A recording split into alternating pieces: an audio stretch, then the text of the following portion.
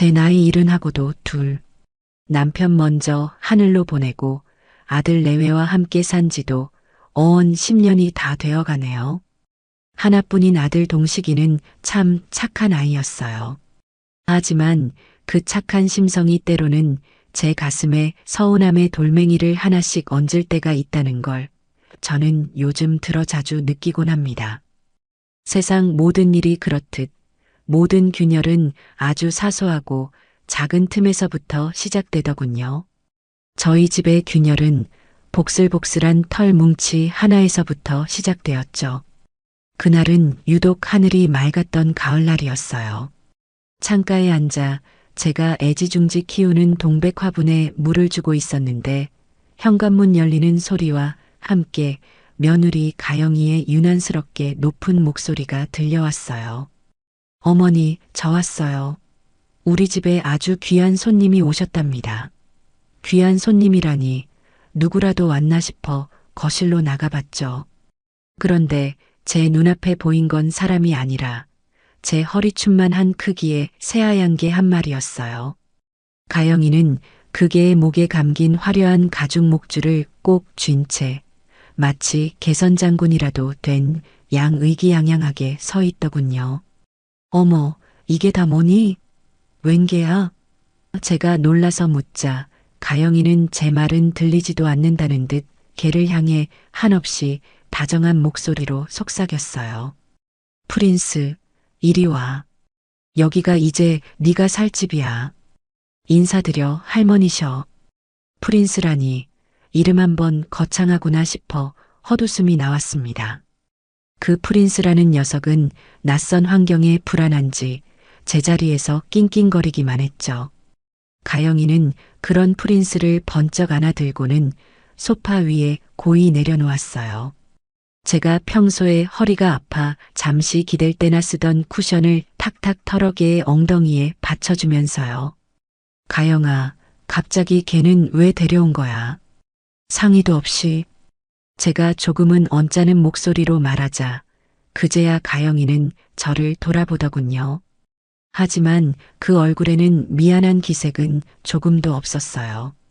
오히려 뭐가 문제냐는 듯한 표정이었죠. 어머니, 프린스는 그냥 개가 아니에요. 혈통 있는 비숑 프리제라고요. 이 아이 하나로 우리 집안의 품격이 달라진다니까요. 그리고 동식이 씨도 다 동의한 일이에요. 품격이라니요. 살아있는 생명을 두고 품격 운운하는 며느리의 모습에 기가 찼지만 아들까지 동의했다는 말에 더는 할 말이 없었어요.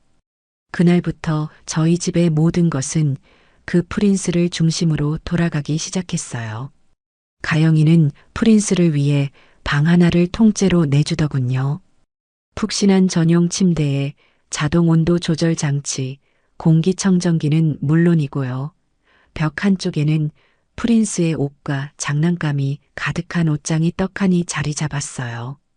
저는 그 방을 물끄러미 들여다보며 실소를 금치 못했습니다. 제 방에 있는 낡은 서랍장보다 훨씬 크고 번쩍이는 옷장이었으니까요. 먹는 것은 더 유별났어요. 유기농 인증 마크가 찍힌 사료만 먹이는데 그것도 그냥 주는 법이 없었죠.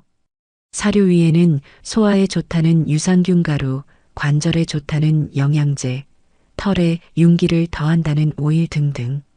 제가 먹는 약보다도 종류가 더 많았어요. 어느 날은 가영이가 부엌에서 소고기를 잘게 다지고 있길래 저녁 반찬이라도 하려나 보다 싶었죠. 고기 볶음이라도 하려나 보구나 하고 제가 물으니 가영이는 칼을 든 채로 휙 돌아보며 말했어요. 어머, 아니에요, 어머니. 이건 프린스 특식이요. 요즘 입맛이 없는 것 같아서요.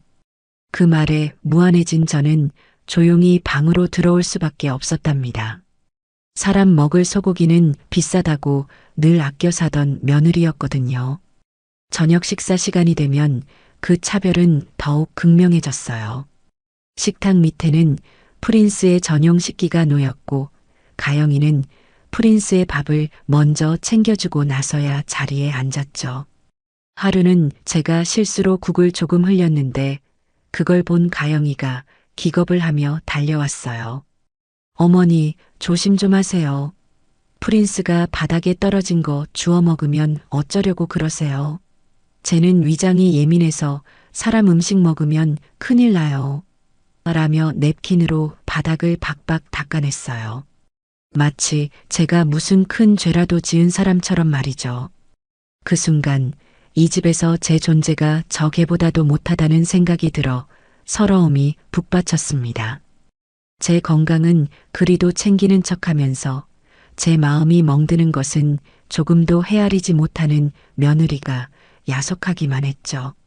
저는 혈압이 조금 있는 편이라 평소 음식을 싱겁게 먹어요.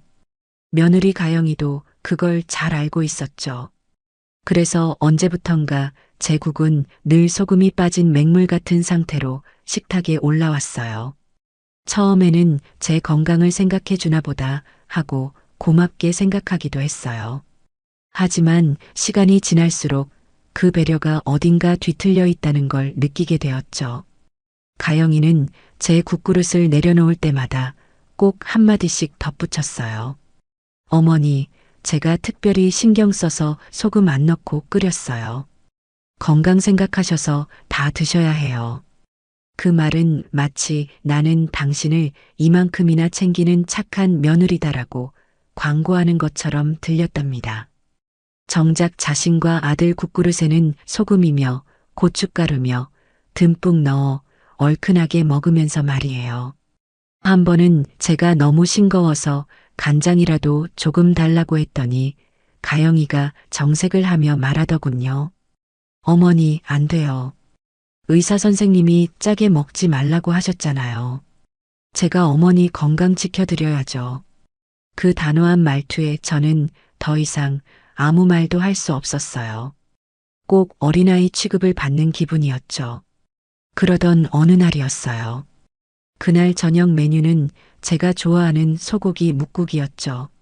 모처럼 제가 좋아하는 메뉴가 나와서 내심 기대를 하고 있었어요. 잠시 후 가영이가 평소처럼 제 앞에 국그릇 하나를 퉁명스럽게 내려놓았어요. 그런데 그릇을 보는 순간 제 마음이 쿵 하고 내려앉는 것 같았죠. 아들과 며느리의 국그릇에는 하얀 국물 위로 먹음직스러운 파고명이 동동 떠 있었는데 제 국그릇에만 그 흔한 파 조각 하나 보이지 않는 겁니다. 물론 파고명 하나 없다고 국 맛이 크게 달라지는 건 아니에요. 하지만 그건 성의의 문제였죠. 같은 솥에서 끓인 국일 텐데 왜 제 그릇에만 파를 빼놓은 걸까요? 일부러 그랬다고 밖에는 생각할 수 없었어요. 어차피 싱겁게 먹는 입맛이니 고명 따위는 신경도 안 쓰겠지 하는 그 무시하는 마음이 고스란히 느껴져 숟가락을 들 힘조차 나지 않았습니다. 저는 애써 아무렇지 않은 척하며 아들에게 물었어요. 동식아, 오늘 국이 참 시원하고 맛있구나. 너도 그렇지? 제 말에 진짜 의도를 알아차리길 바라는 마음이었죠. 하지만 눈치 없는 아들은 그저 국물을 떠먹으며 해맑게 대답할 뿐이었어요. 응, 엄마. 맛있네. 가영이가 엄마 드신다고 신경 써서 끓였나 봐. 당신 고마워. 아들의 그 말에 가영이는 으쓱하며 대답했죠. 뭐려? 어머니 건강은 제가 챙겨야죠. 두 사람이 주고받는 대화를 들으며 저는 속으로 눈물을 삼켰습니다. 아들의 눈에는 아내의 가식적인 배려만 보이고 어미의 텅 빈 국그릇은 보이지 않는구나 싶어서요. 그날 밤 저는 잠을 이룰 수가 없었어요. 고명 없는 맹물 같은 국 한 그릇이 제 인생을 돌아보게 만들더군요. 평생을 자식 위에 헌신하며 살아왔는데 늙고 병드니 이제는 이런 대접을 받는구나 싶어 한없이 처량해졌습니다. 이것은 단순한 서운함을 넘어선 제 존재 자체를 부정당하는 듯한 깊은 모멸감이었어요. 그날 이후로 저는 가영이가 차려주는 밥상을 더 이상 기대하지 않게 되었죠. 그저 배를 채우기 위해 살기 위해 억지로 숟가락을 들 뿐이었습니다. 제게는 작은 기쁨이 하나 있었어요. 바로 베란다 한쪽에서 자라는 동백 화분이었죠. 몇 해 전 먼저 세상을 떠난 남편이 살아생전 마지막 생일 선물로 사준 것이었어요. 당신 닮아 겨울에도 꿋꿋하게 꽃을 피우는 게 참 곱구려 하며 무심한 듯 건네던 남편의 얼굴이 지금도 눈에 선해요. 그래서 저는 그 동백나무를 남편의 분신처럼 여기며 애지중지 가꾸었죠.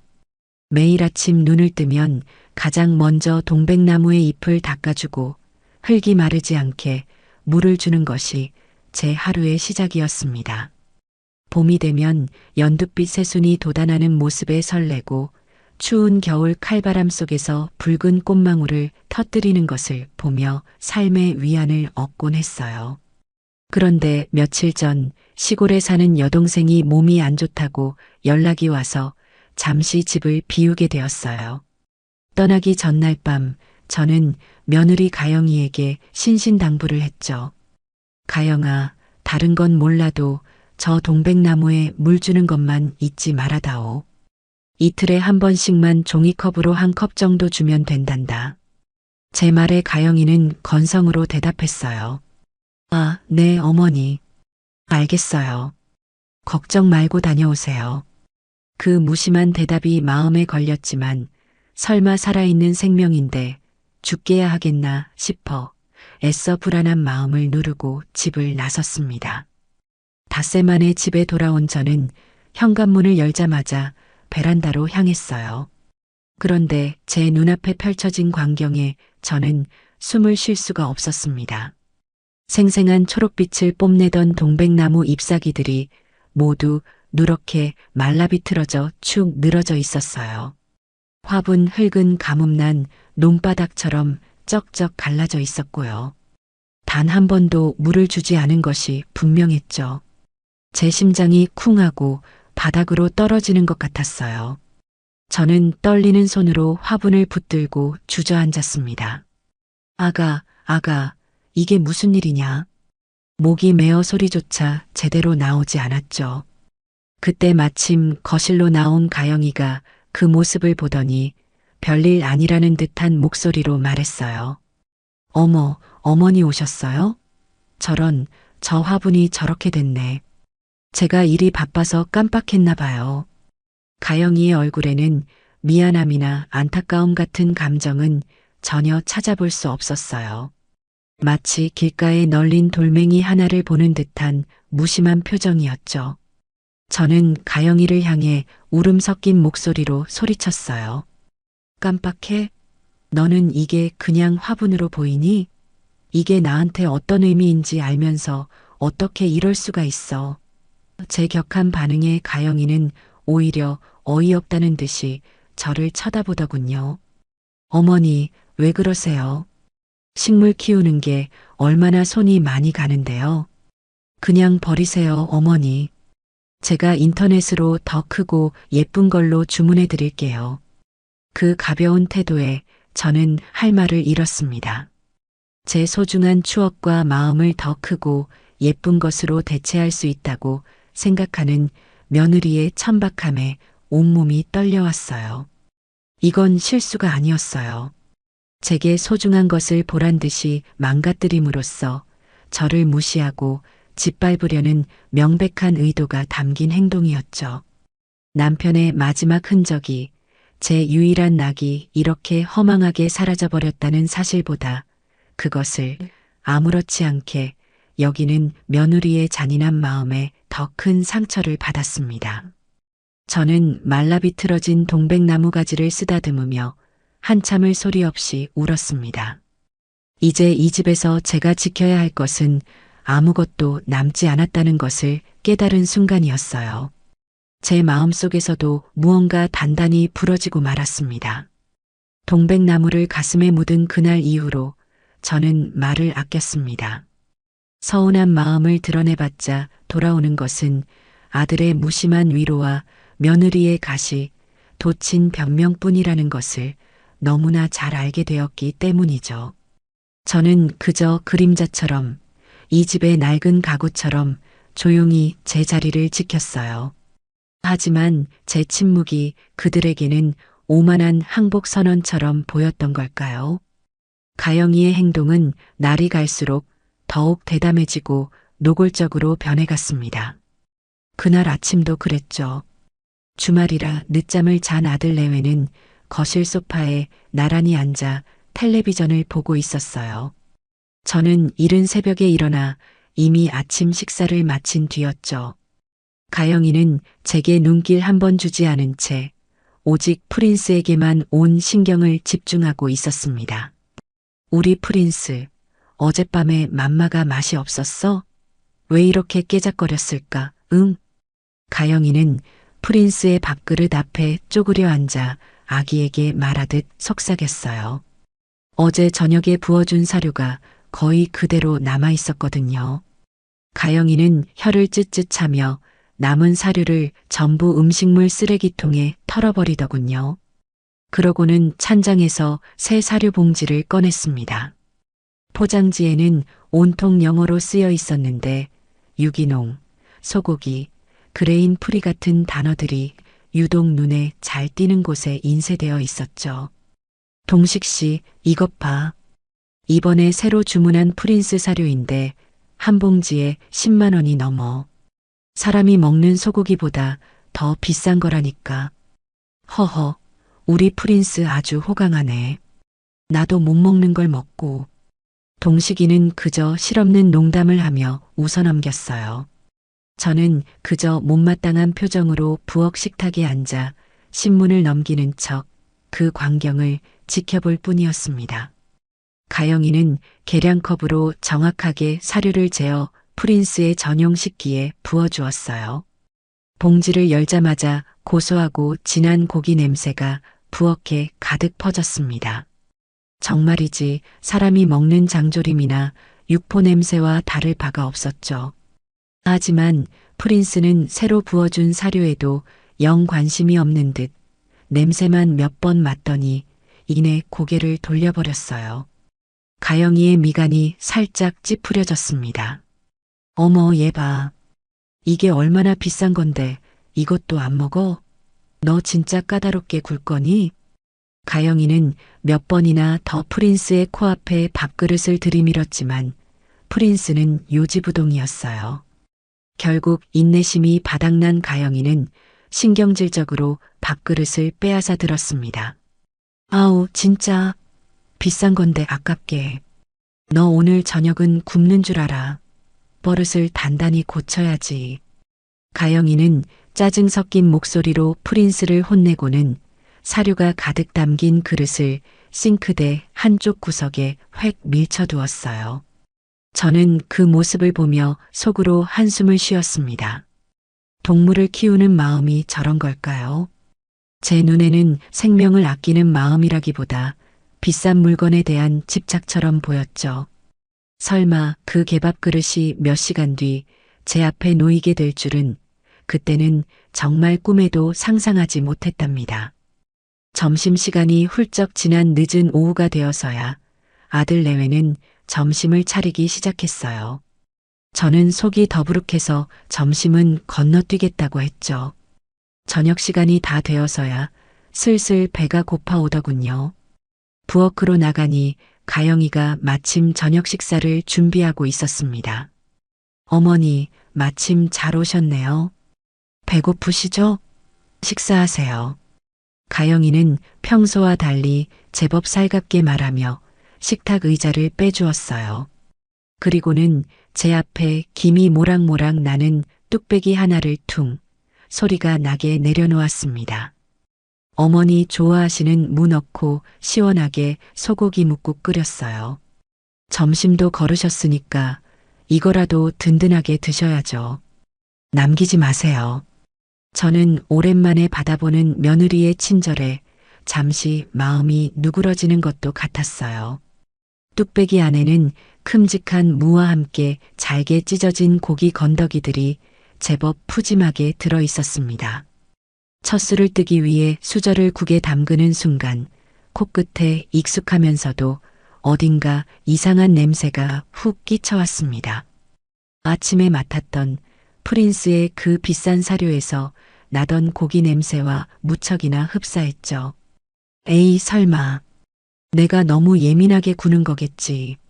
저는 애써 불길한 예감을 떨쳐내며 국물 한 숟갈을 떠서 입으로 가져갔습니다. 그런데 이게 웬일일까요? 혀에 닿는 순간 역한 비린내가 확 올라오면서 속이 울렁거렸어요. 고기 건더기 하나를 조심스럽게 씹어보았지만 부드럽게 씹히는 일반적인 소고기와는 전혀 다른 푸석푸석하고 꺼끌꺼끌한 식감이었습니다. 도저히 사람이 먹을 음식이라고는 생각할 수 없었죠. 순간 아침에 싱크대 위에 놓여있던 그 개밥 그릇이 머릿속을 섬광처럼 스치고 지나갔습니다. 온몸의 피가 차갑게 식는 기분이었어요.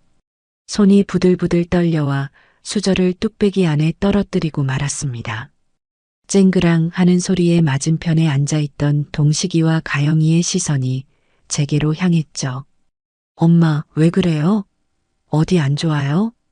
동식이가 걱정스럽게 물었지만 저는 아무 대답도 할 수 없었어요. 그저 눈앞의 뚝배기를 망연자실하게 바라볼 뿐이었죠. 가영이는 그런 저를 보며 못마땅하다는 표정을 지었습니다. 어머니, 왜 그러세요?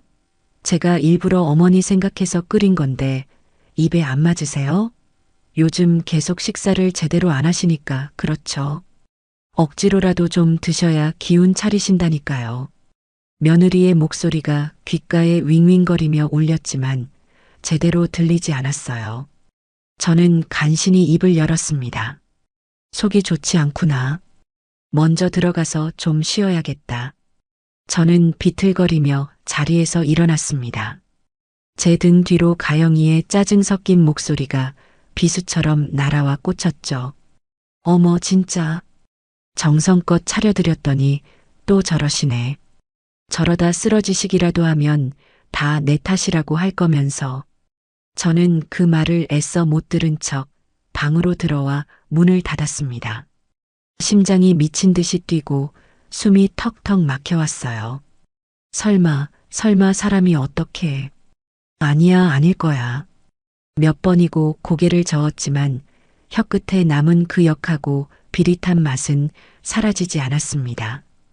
그날 밤 저는 모욕감과 비참함에 한숨도 잠을 이룰 수 없었죠. 밤이 깊어 모두가 잠든 시각, 타는 듯한 갈증에 잠에서 깼습니다. 물이라도 한 잔 마셔야겠다 싶어 조심스럽게 방문을 열고 부엌으로 나갔어요. 그런데 이게 웬일일까요? 부엌 불이 환하게 켜져 있었고 가영이가 허리를 숙여 분리수거 쓰레기를 정리하고 있더군요. 제 발소리에 놀란 가영이가 화들짝 놀라며 고개를 들었어요. 어머니, 안 주무시고 뭐 하세요? 저는 대답 대신 가영이가 정리하던 쓰레기 더미로 시선을 옮겼습니다. 그리고 보고야 말았죠. 제 눈을 의심할 수밖에 없는 광경을요. 플라스틱 분리수거함에는 아침에 프린스가 먹지 않아 싱크대에 밀쳐두었던 바로 그 사료 그릇이 깨끗하게 비워진 채 놓여 있었고 음식물 쓰레기통에는 제가 낯이 익은 무 조각들이 나뒹굴고 있었습니다. 그리고 그 옆 종이 분리수거함 맨 위에 아침에 가영이가 프린스에게 자랑하던 그 유기농 소고기 사료의 텅 빈 포장지가 버려져 있었어요. 모든 퍼즐 조각이 완벽하게 맞춰지는 순간이었습니다. 아, 내가 먹은 것이 정말 개밥이었구나. 온몸에서 힘이 쭉 빠져나가며 현기증이 났습니다. 저는 비틀거리며 식탁 의자를 붙잡고 겨우 몸을 가눴죠. 제 표정을 본 가영이도 무언가 잘못되었다는 것을 직감했는지 얼굴이 하얗게 질리기 시작했어요. 저는 아무 말도 하지 않았습니다. 그저 차갑고 서늘한 눈으로 며느리를 쏘아볼 뿐이었죠. 그 시선에 담긴 의미를 알아차린 가영이는 황급히 변명을 늘어놓기 시작했어요. 아, 어머니. 그게 아니라 이건 그러니까 그릇이 똑같이 생겨서 제가 착각을. 더 이상 듣고 싶지 않았습니다. 변명조차도 구차하고 역겨웠어요. 슬픔이나 분노 같은 감정은 느껴지지 않았습니다. 그저 얼음장처럼 차가운 무언가가 제 가슴을 꿰뚫고 지나가는 것 같았죠. 아, 이제 정말 끝이구나. 이 집에서 이 아이들과 함께하는 시간은 여기까지구나. 그날 밤 저는 제 남은 인생을 건 아주 중요한 결심을 하게 되었습니다. 이것은 단순한 다툼이 아니었어요.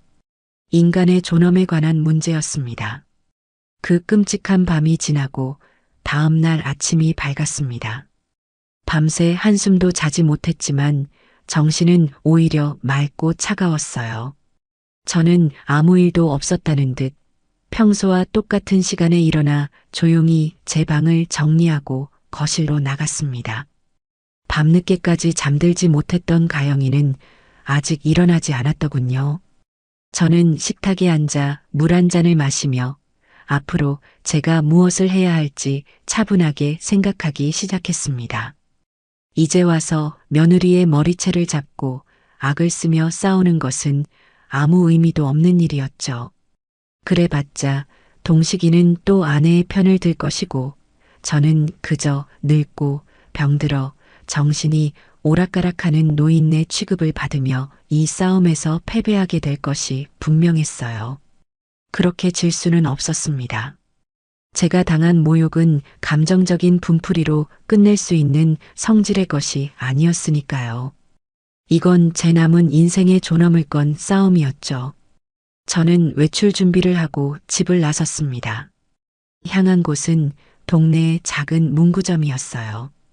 그곳에서 손바닥만 한 크기의 작은 수첩과 잘 써지는 볼펜 한 자루를 샀습니다. 집으로 돌아온 저는 식탁에 앉아 어젯밤에 있었던 일을 최대한 객관적이고 상세하게 기록하기 시작했어요.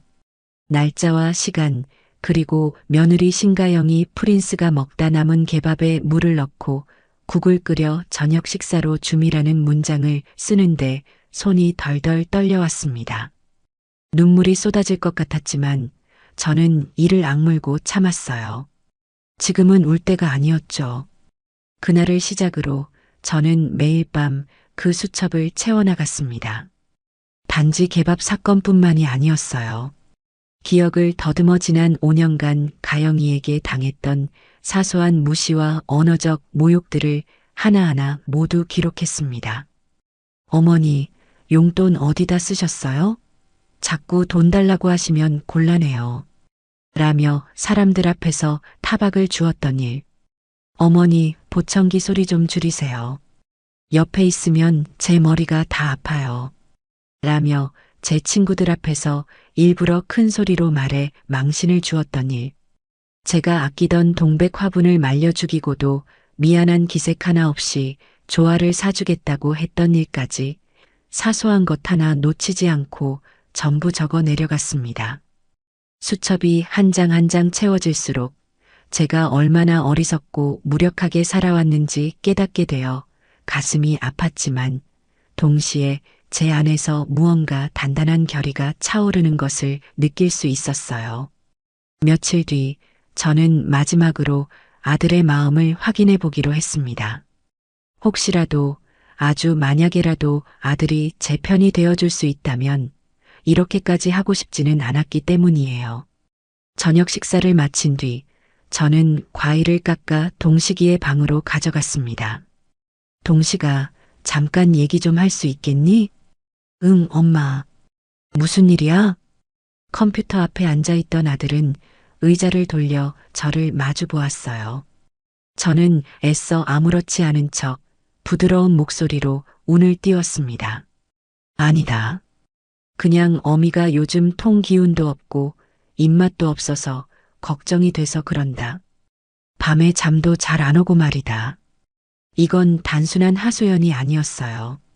아들이 제 마음을 조금이라도 헤아려 주기를 바라는 마지막 신호였죠. 하지만 동식이는 제 깊은 속내를 전혀 알아채지 못했습니다. 그저 대수롭지 않다는 듯 웃으며 말하더군요. 엄마, 나이 들면 다 그런 거예요. 너무 걱정하지 마. 그래도 가영이가 엄마 불편하지 않게 얼마나 신경을 많이 쓰는데 그래요. 식사도 일부러 싱겁게 따로 챙겨주고 약도 꼬박꼬박 챙겨주잖아. 엄마가 자꾸 그러면 가영이도 힘들어요. 그러니까 너무 예민하게 생각하지 마. 그 말을 듣는 순간 제 마음속에 남아있던 마지막 기대감이 산산조각 나고 말았습니다. 아, 이 아이는 정말 아무것도 모르는구나. 아니, 어쩌면 알고 싶지 않은 거겠지. 아내와 어머니 사이에서 골치 아픈 일에 휘말리고 싶지 않은 그저 이기적이고 나약한 방관자일 뿐이었어요. 저는 더 이상 아무 말도 하지 않고 조용히 아들의 방을 나왔습니다. 이제 더 이상 망설일 필요가 없었어요. 이 싸움은 철저히 저 혼자 해내야만 했습니다. 그 결심을 굳히고 며칠이 지났을까요? 제게 아주 좋은 기회가 찾아왔습니다. 어느 날 저녁 가영이가 작은 약봉지를 들고 와 제게 건네주더군요. 어머니, 이거 드세요. 요즘 자꾸 깜빡깜빡 하시는 것 같아서 제가 약국 가서 좋은 영양제 사왔어요. 이거 드셔야 정신도 좀 또렷해지시고 기운도 나실 거예요. 가영이는 마치 저를 위하는 듯한 말투로 말했지만 그 눈빛에는 저를 온전치 못한 사람 취급하는 경멸이 담겨 있었어요. 저는 순순히 약을 받아드는 척했습니다. 오냐, 고맙다. 너밖에 없구나. 저는 가영이가 보는 앞에서 약을 입에 넣고 물을 마시는 신용을 했어요. 그리고 가영이가 등을 돌려 부엌으로 가자마자 입안에 있던 약을 몰래 손바닥에 뱉어 휴지에 쌌습니다. 그리고는 아무도 모르게 제 방 서랍 깊숙한 곳 수첩과 함께 넣어두었죠. 다음 날 저는 아침 일찍 집을 나서 동네에서 가장 큰 약국으로 향했습니다. 약사님, 이 약이 무슨 약인지 좀 알 수 있을까요? 제가 내민 약을 받아든 약사는 잠시 약을 이리저리 살피더니 안경을 고쳤으며 말했어요. 어르신, 이 약은 의사 처방전 없이는 팔 수 없는 전문의약품인데요. 주로 노인성 우울증이나 초기 치매 증상 완화에 쓰이는 약입니다. 혹시 어디서 나셨어요? 약사의 말을 듣는 순간 온몸에 소름이 돋았습니다. 영양제라더니 저를 정신이 온전치 못한 사람으로 만들려고 이런 짓까지 한 것이었어요. 만약 제가 이 약을 계속 받아 먹었다면 나중에는 정말 치매 노인으로 몰려 요양원으로 쫓겨나게 될지도 모를 일이었습니다. 이건 명백한 증거였죠. 가영이가 저를 어떻게 생각하고 어떻게 대하려 했는지에 대한 빼도 박도 못할 물증이었습니다. 저는 약사에게 고맙다고 인사를 하고 약국을 나왔습니다. 손에 쥔 약봉지가 그 어떤 무기보다도 든든하게 느껴졌어요. 이제 제 손에는 며느리의 위선과 악의를 증명할 첫 번째 증거가 들려 있었습니다. 그렇게 홀로 외로운 싸움을 준비하던 제게 정말 생각지도 못한 인연이 찾아왔습니다.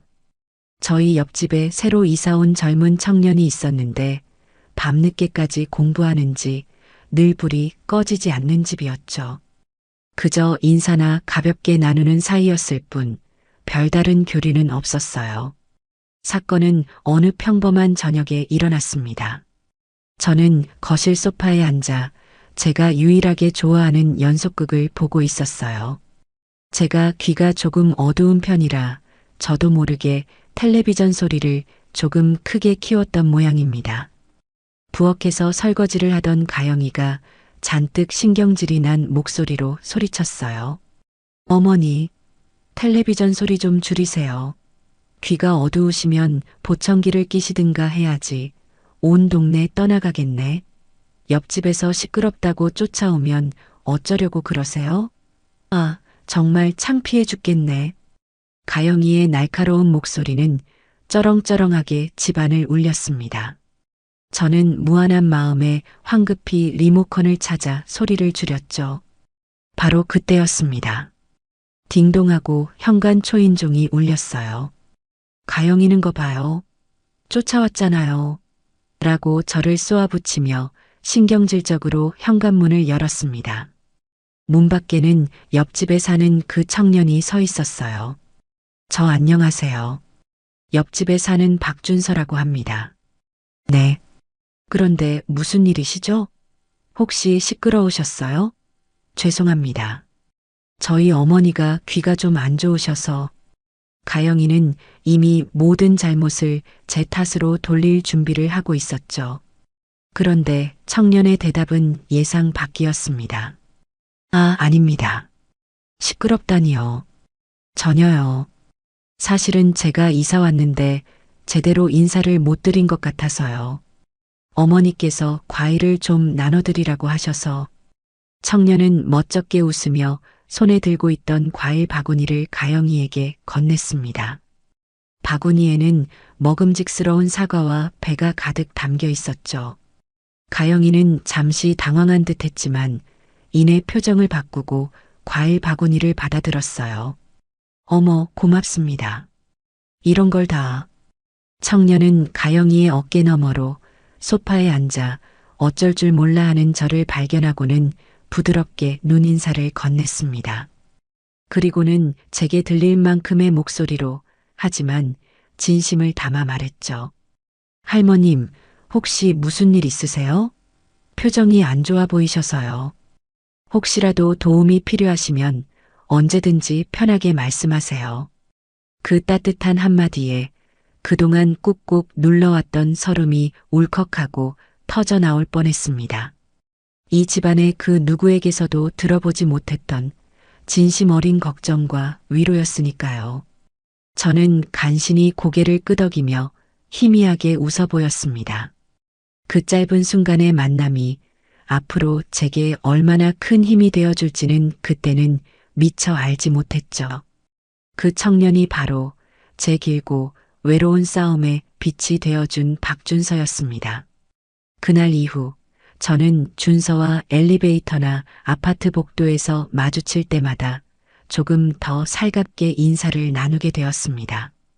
몇 번 이야기를 나눠보니 법학 전문 대학원에 다니며 변호사를 준비하는 아주 똑똑하고 반듯한 청년이라는 것을 알게 되었죠. 보면 볼수록 어찌나 바르고 예의가 바른지 제게도 손자가 있다면 저런 모습일까 싶은 생각에 괜히 마음이 가더군요. 하루는 분리수거를 하러 나갔다가 마침 집으로 돌아오던 준서와 마주쳤어요. 준서는 제 손에 들린 무거운 쓰레기 봉투를 보더니 망설임 없이 다가와 대신 들어주었습니다. 할머니, 제가 들어드릴게요. 무거우시죠? 아이고, 괜찮은데. 학생 공부하느라 힘들 텐데. 준서는 제 만류에도 아랑곳하지 않고 봉투를 받아들어 분리수거장까지 함께 걸어가 주었어요. 돌아오는 길 준서가 조심스럽게 제게 물었습니다. 할머님, 저번에 보니까 많이 힘들어 보이시던데 혹시 아직도 힘든 일 있으세요? 저는 잠시 망설였습니다. 이런 속 깊은 이야기를 이렇게 어린 청년에게 털어놓아도 될까 싶어서요. 하지만 준서의 진지하고 염려 가득한 눈빛을 보는 순간 저도 모르게 용기가 났습니다. 어쩌면 이 청년이라면 제 이야기를 귀담아 들어줄지도 모른다는 생각이 들었죠. 저는 아파트 벤치에 준서와 나란히 앉아 그동안 있었던 일들을 조금씩 털어놓기 시작했습니다. 개밥 사건 같은 너무나 충격적인 이야기는 차마 입이 떨어지지 않았지만 며느리에게 무시당하고 아들에게 외면받는 제 처지에 대해서 담담하게 이야기했어요. 그리고 용기를 내어 그동안 매일 밤 눈물로 채웠던 제 작은 수첩을 보여주었습니다. 준서는 말없이 수첩을 받아들고 첫 장부터 마지막 장까지 아주 꼼꼼하게 읽어 내려갔습니다. 장난스러운 표정 하나 없이 마치 어려운 법률 서적이라도 읽는 것처럼 진지한 얼굴이었죠.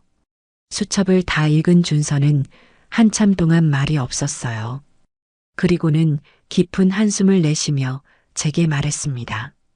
할머님, 이건 그냥 참고 넘기실 일이 절대로 아니에요. 제가 법을 공부하는 학생이라서 드리는 말씀이 아니라 한 사람의 인간으로서 드리는 말씀입니다. 할머님께서는 지금 존엄을 침해당하고 계신 거예요. 감정적으로 대응하시기보다 법적으로 할머님의 권리를 당당하게 지키실 방법을 찾아야만 합니다. 준서의 단호한 말에 저는 오히려 마음이 차분해지는 것을 느꼈습니다. 그동안 제 서름과 분노는 그저 막연하고 주관적인 감정일 뿐이라고 생각했는데 준서는 제 문제를 권리와 존엄의 문제로 정확하게 짚어주었으니까요. 그런데 학생, 내가 뭘 어떻게 해야 할지 하나도 모르겠어. 늙은 내가 아는 게 뭐가 있겠니? 제가 힘없이 말하자 준서는 제 손을 꼭 잡으며 말했어요. 제가 도와드릴게요. 할머님은 혼자가 아니세요. 그날 이후 준서는 제 든든한 조력자가 되어 주었습니다.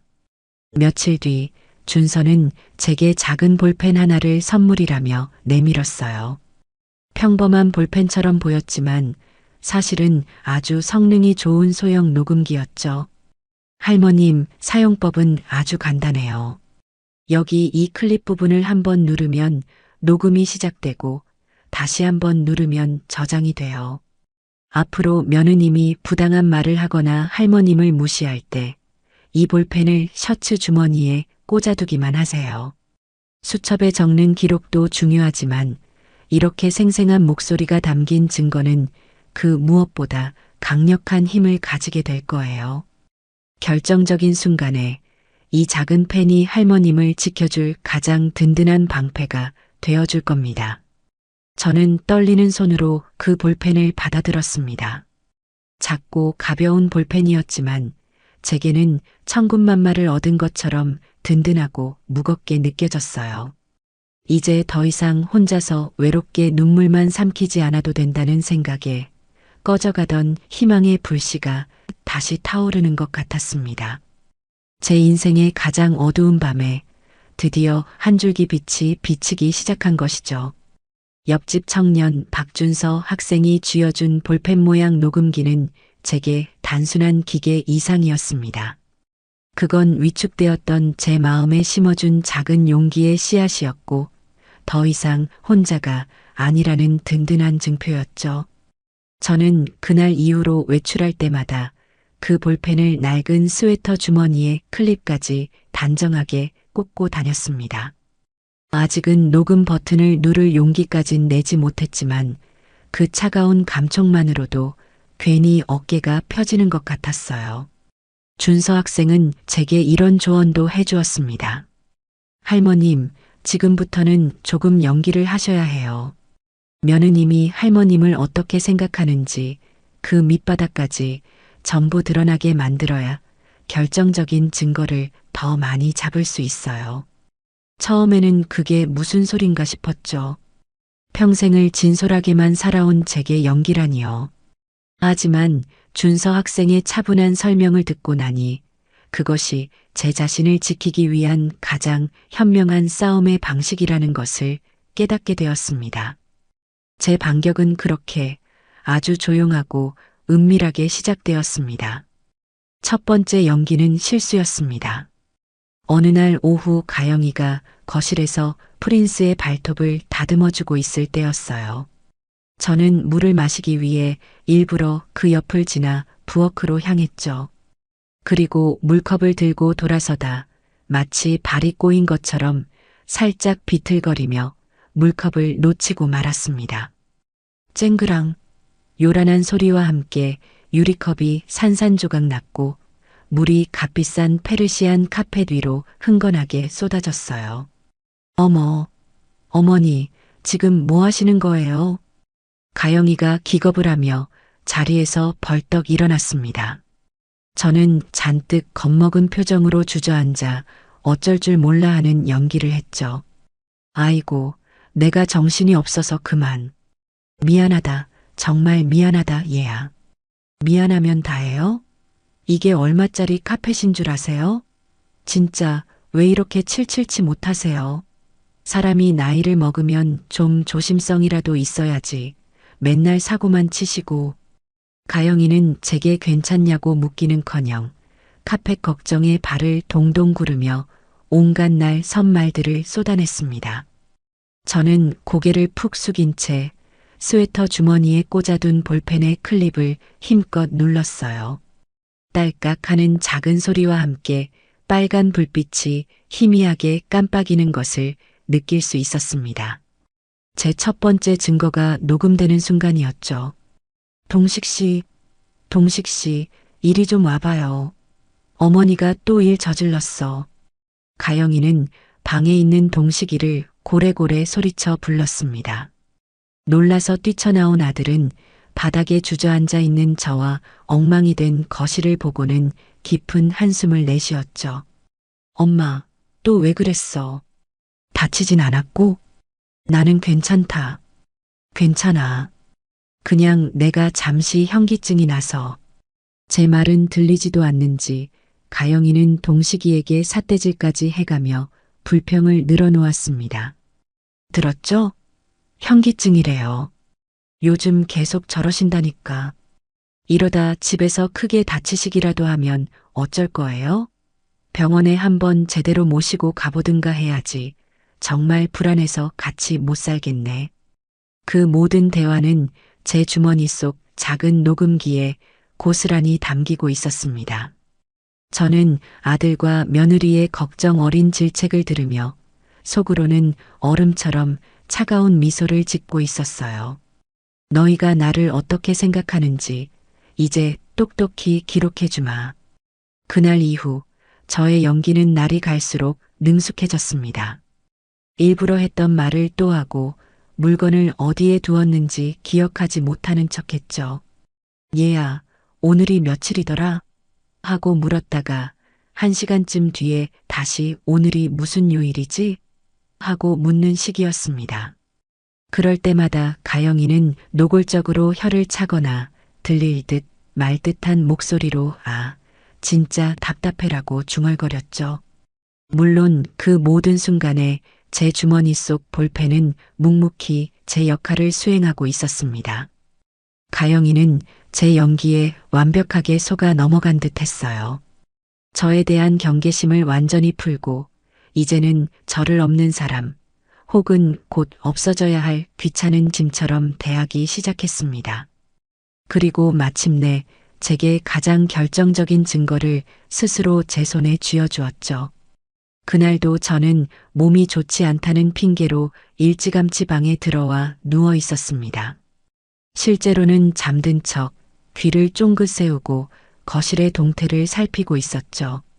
아니나 다를까 얼마 지나지 않아 거실에서 가영이가 친구와 통화하는 목소리가 들려왔습니다. 가영이는 제가 방에 있으니 안심하고 목소리를 높인 모양이었어요. 저는 침대에서 조용히 일어나 방문에 귀를 바싹 갖다 대고 제 핸드폰의 녹음 기능을 켰습니다. 나야. 잘 지내지? 나는 뭐 그냥 그렇지. 시어머니 모시고 사는 게 다 그렇지 뭐. 시작부터 제 이야기더군요. 저는 숨을 죽이고 가영이의 목소리에 집중했습니다. 아니, 요즘 들어 상태가 더 안 좋아지셨어.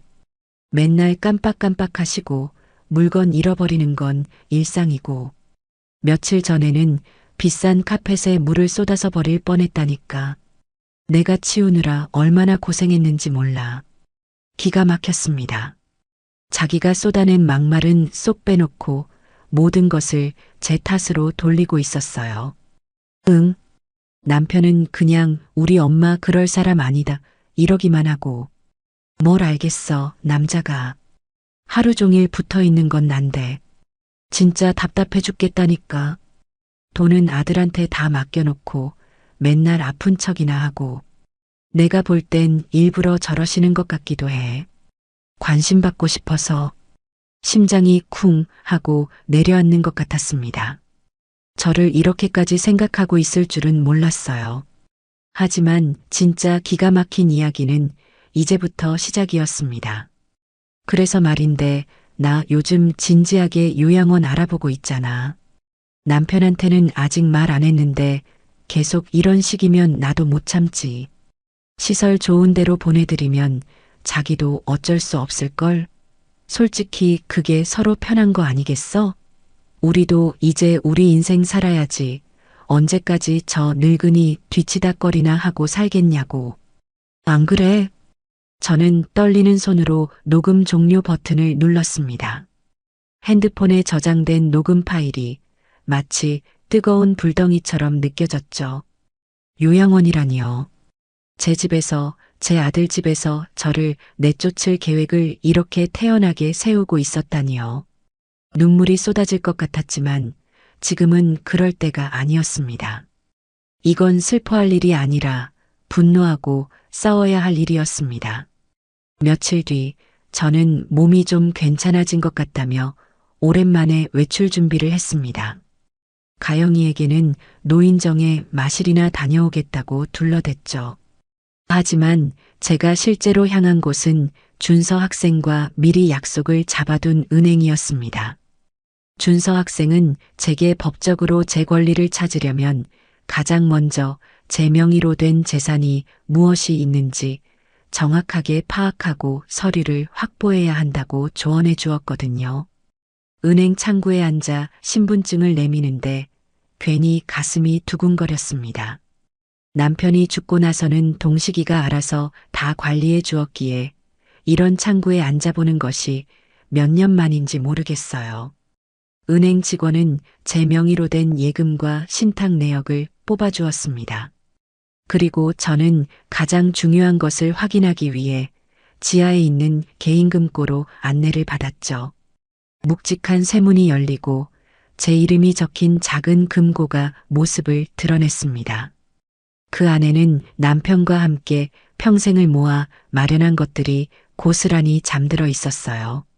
지금 살고 있는 이 아파트의 등기권리증, 결혼할 때 동식이가 아니라 제 돈으로 마련해준 명백한 제 소유의 집이었죠. 그리고 남편이 제 노후 자금으로 쓰라며 남겨준 작은 상가 건물의 등기권리증도 그 안에 있었습니다. 그동안은 그저 아들 내외가 편히 살면 그만이라고 생각해서 이런 서류들을 들여다볼 생각조차 하지 않았어요. 제가 얼마나 안일했는지 깨닫는 순간이었습니다.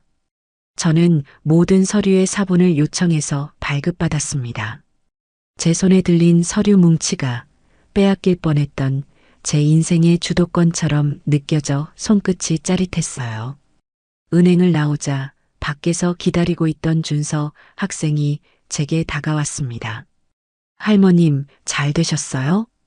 응, 학생 덕분이야. 이걸 보니 이제야 정신이 좀 드는 것 같네. 저는 준서 학생과 함께 근처 카페에 앉아 서류들을 다시 한번 꼼꼼히 살폈습니다. 준서는 법률 용어들을 하나하나 쉽게 풀어서 설명해 주었고 앞으로 제가 무엇을 준비해야 하는지 체계적으로 알려주었어요. 이 서류들은 절대 며느님이나 아드님 눈에 띄지 않는 곳에 잘 보관하셔야 해요. 그리고 오늘 발급받은 모든 서류는 사진으로 찍어서 제게도 보내주세요. 만일의 사태에 대비해서 저도 가지고 있어야 해요. 저는 준서의 말대로 서류들을 핸드폰으로 모두 찍어 전송했습니다. 집으로 돌아오는 길, 저는 더 이상 무력한 늙은이가 아니었어요. 제 손에는 며느리의 아기가 담긴 녹음 파일과 제 인생의 소유권을 증명하는 서류들이 들려 있었습니다. 반격의 서막은 이미 올랐고 이제 저는 판을 뒤흔들 준비를 마친 참이었습니다. 며느리 신가영은 제가 아무것도 모른다고 확신하는 듯 했습니다. 제가 연기하는 깜빡깜빡하는 노인의 모습에 완전히 방심한 가영이는 제 앞에서 더욱 오만하고 무례하게 굴었죠. 하지만 저는 더 이상 예전처럼 속으로만 눈물을 삼키지 않았습니다. 오히려 그럴수록 제 목표는 더욱 선명해졌고 제 계획은 더욱 치밀해져 갔습니다. 이제는 방어만 할 때가 아니라 공격을 시작할 때였죠. 첫 번째 목표는 아들 동식이의 굳게 닫힌 눈과 귀를 여는 것이었습니다. 기회는 생각보다 빨리 찾아왔어요. 어느 주말 오후 가영이는 소파에 비스듬히 누워 태블릿으로 드라마를 보며 친구와 메시지를 주고받고 있었습니다. 저는 일부러 그 주변을 어슬렁거리며 뜨개질거리를 찾는 척했죠. 가영이는 제게 신경도 쓰지 않은 채 핸드폰 화면을 두드리며 낄낄거리고 있더군요. 바로 그때였습니다. 가영이의 친구에게서 새로운 메시지가 도착했는지 잠시 화면에 알림창이 떴다 사라졌어요. 제 눈은 그 짧은 순간을 놓치지 않았습니다. 그래서 요양원 상담은 받아봤어? 라는 문장이 선명하게 보였죠. 심장이 쿵 하고 뛰었지만 저는 애써 태어난 척했습니다. 잠시 후 가영이는 드라마에 완전히 빠져들었는지 핸드폰을 소파 쿠션 옆에 아무렇게나 던져두고는 태블릿에 콜을 받고 있었어요. 저는 바로 지금이 기회라고 생각했죠. 얘야, 내 돋보기가 통 보이질 않는구나. 혹시 못 봤니? 저는 가영이의 시선을 다른 곳으로 돌리기 위해 일부러 말을 걸었습니다. 가영이는 귀찮다는 듯 화면에서 눈도 떼지 않은 채 손을 휘휘 저었죠. 어머니 돋보기를 제가 어떻게 알아요? 늘 쓰시는 곳에 있겠죠. 좀 찾아보세요. 그 틈을 타 저는 재빨리 소파 옆으로 다가가 돋보기를 찾는 척하며 가영이의 핸드폰을 집어들었습니다. 잠금 화면이 풀려 있는 상태였죠. 저는 떨리는 손으로 메시지 앱을 열어 방금 가영이가 친구와 나눈 대화를 찾아냈습니다. 그리고 그 대화 내용 전체를 내 아들 동식이라고 저장된 아들의 번호로 전달했어요. 요양원 이야기는 물론이고 저를 돈만 축내는 늙은이라고 칭하는 내용까지 전부 포함된 아주 자극적인 대화였죠. 메시지를 보내자마자 저는 제가 보낸 메시지를 가영이의 핸드폰에서 곧바로 삭제했습니다. 모든 것은 단 10초 만에 이루어졌죠. 그리고는 마치 아무 일도 없었다는 듯 핸드폰을 원래 자리에 슬쩍 내려놓았습니다. 잠시 뒤 동식이에게서 곧바로 전화가 걸려왔어요. 가영이는 짜증을 내며 전화를 받았죠. 아, 왜 전화야? 나 지금 드라마 보는 거 안 보여? 저는 일부러 더 크게 말하며 가영이의 신경을 긁었습니다. 아이고, 찾았다. 여기 있었구나. 내가 정신이 없어서 소파 밑에 떨어뜨렸나 보네. 전화기 너머로 동식이의 당황한 목소리가 들려왔습니다. 너가 방금 나한테 이상한 메시지 보냈다가 지웠어? 가영이는 무슨 소리냐는 듯 미간을 찌푸렸죠. 저는 그때를 놓치지 않고 가영이에게 다가가 말했습니다. 어머, 내가 뭘 잘못 눌렀나 보구나. 아까 돋보기 찾다가 네 핸드폰을 잠깐 만졌는데 늙으면 눈도 침침하고 손가락도 마음대로 안 움직여서 큰일이야. 미안하다. 저는 천연덕스럽게 연기했어요. 가영이는 제 말을 듣고는 아, 어머니가 잘못 보내셨나 봐요. 별거 아니에요. 라며 대수롭지 않게 전화를 끊었습니다. 하지만 저는 알고 있었죠. 동식이는 분명히 그 메시지의 일부라도 보았을 겁니다. 시어머니, 요양원 같은 단어들만 보았더라도 그 아이의 마음속에 아주 작은 의심의 씨앗 하나쯤은 심어졌을 테니까요. 그 씨앗에 물을 주고 싹을 틔우는 것은 이제부터 저의 몫이었습니다. 다음 계획은 CCTV 설치였습니다. 준서 학생과 의논하며 가장 공을 들인 계획이었죠. 무작정 달자고 하면 가영이가 반대할 것이 뻔했기에 아주 그럴듯한 명분이 필요했습니다. 며칠 뒤 저는 부엌에서 저녁 식사를 준비하다가 일부러 가스레인지 위에 올려둔 냄비를 새까맣게 태우고 말았습니다. 집안은 금세 매캐한 연기로 가득 찼고 화재 경보기가 요란하게 울리기 시작했죠.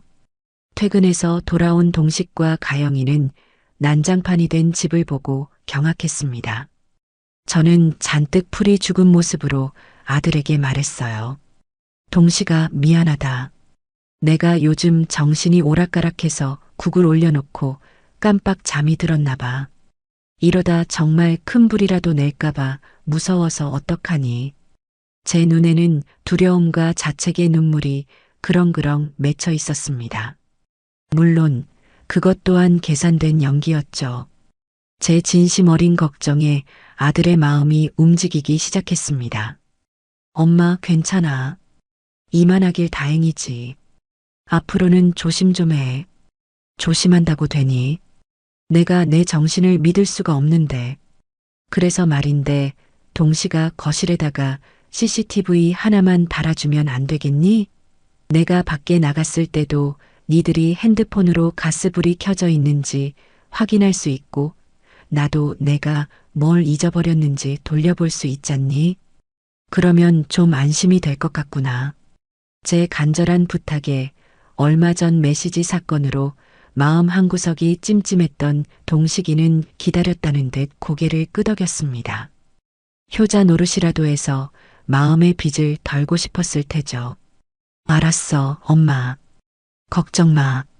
그거 얼마 한다고. 내가 내일 당장 사람 불러서 달아줄게.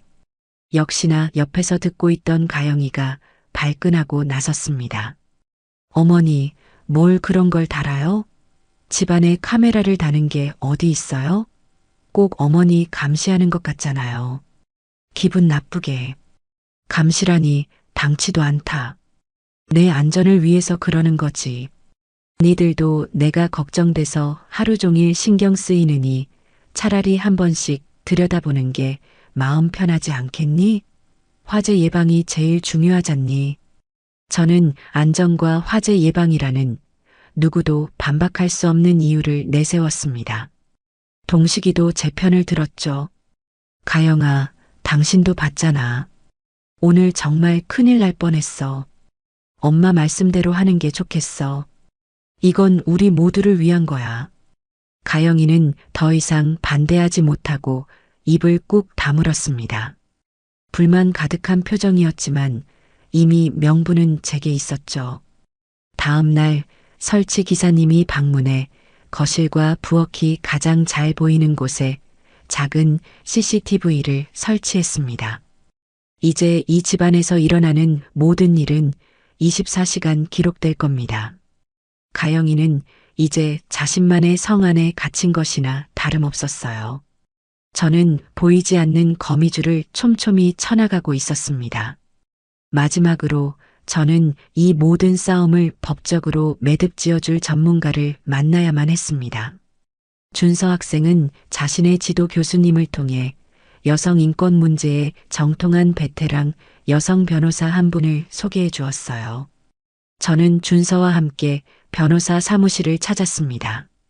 남편이 죽은 뒤로는 병원 말고는 갈 일이 없었는데 법률사무소라는 낯선 간판 앞에 서니 다시금 가슴이 떨려왔죠.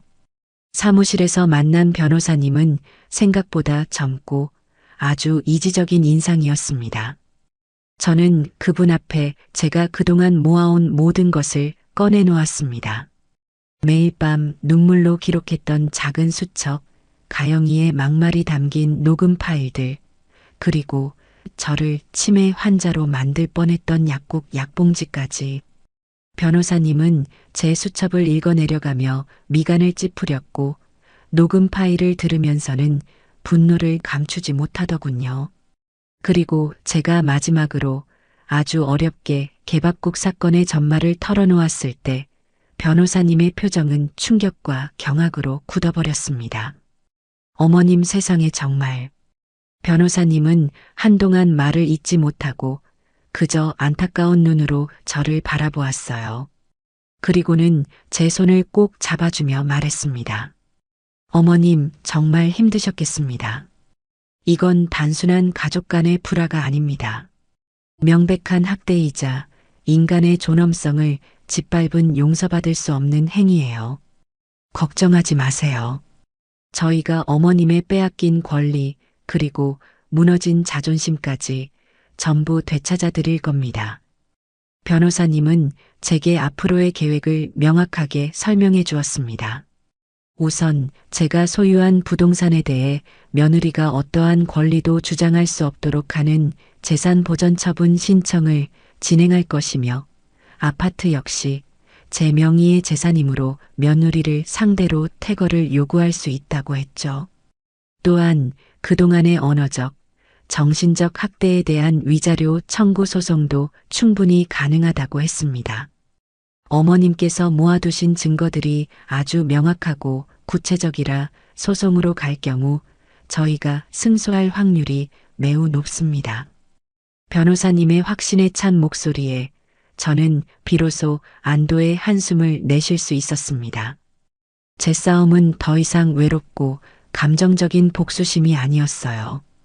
법의 테두리 안에서 제 권리를 찾는 아주 정당하고 합리적인 과정이었습니다.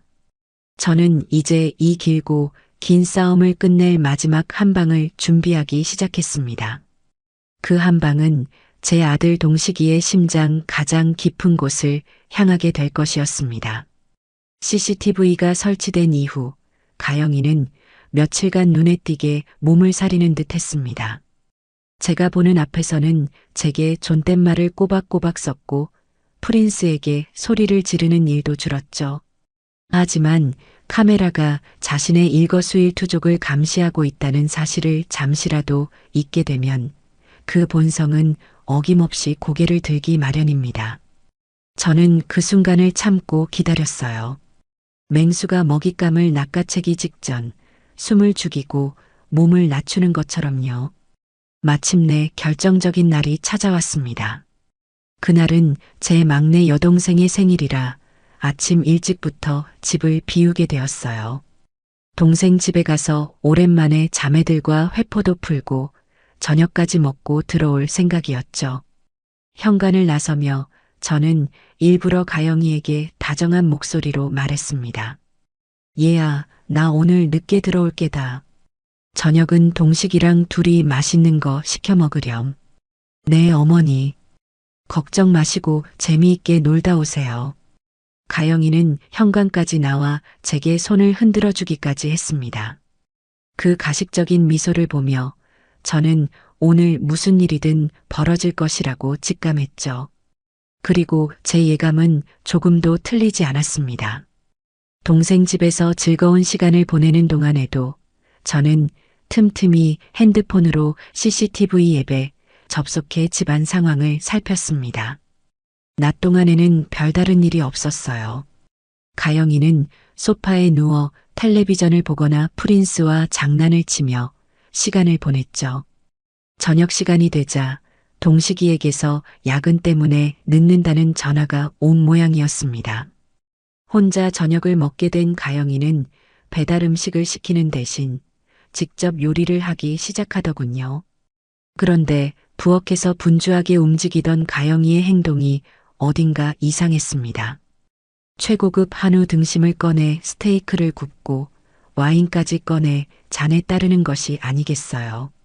저는 혼자서 아주 근사한 만찬을 즐기려는가 보다 하고 생각했죠. 하지만 다음 순간 제 눈을 의심하게 만드는 경악스러운 장면이 펼쳐졌습니다. 요리를 마친 가영이는 식탁에 의자 2개를 마주보게 놓았습니다. 그리고 한쪽 의자에는 자신이 앉고 맞은편 의자에는 놀랍게도 프린스를 앉히는 것이었어요.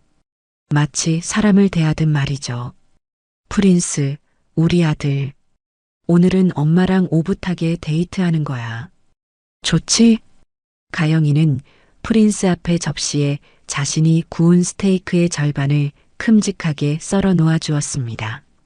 그리고는 자신의 와인잔과 프린스의 물그릇을 부딪히며 자, 우리 프린스의 건강을 위하여 하고 외치기까지 했죠. 저는 핸드폰 화면을 통해 그 기괴하고 혐오스러운 광경을 보며 할 말을 잃었습니다. 하지만 그게 끝이 아니었어요. 가영이는 잠시 무언가 생각난 듯 거실벽에 붙어 있는 CCTV를 향해 고개를 돌렸습니다. 그리고는 아주 교활하고 악의에 찬 미소를 지으며 카메라를 향해 와인잔을 들어 보였어요. 어머니, 지금 어디선가 이거 보고 계세요? 호호. 이게 바로 우리 프린스 클라스랍니다. 어머니는 평생 구경도 못 해보셨을 최고급 한우 스테이크라고요.